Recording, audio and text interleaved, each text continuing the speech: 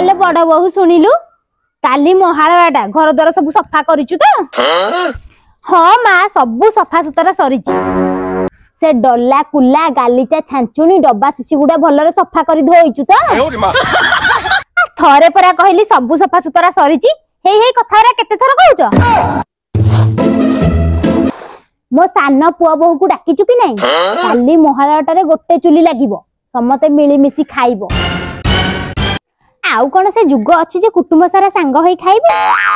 माँ आगरु थिला पितृपुरुषंग श्राद्ध रे कुटुंब सारा एकाठी होई भोजी भात करी समस्ते मिली मिसी खाउथिली आउ एबे तो जो पुआ गाँ रे रहिला से करूची श्राद्ध आउ कहा पाखे समय नाही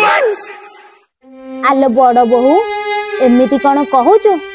मौला सादटारे मो सान पुआ बहु नाती नातुनी कोन आसीबेनी माँ मु तो फोन करी मो कर्तव्य करिची आसीबा न आसीबा तांको ऊपर निर्भर करे आगरु थिला घरर छोट बड़ काम कार्य समस्ते गाँ को आउथले समतक साथी रे टिके देखा चाह होउथला दिने दी दिन रही खुशी बासी हेई पुणी निज कार्य पथरे जाउथले आउ से दिदिनी घरे पिठा पणा खीरी पूरी भल मंदरे घर पूरी उठुथिला आलो बड़ बहु मु बंची था भीतर से पुराना दिन कोन केबे फेरिबोनी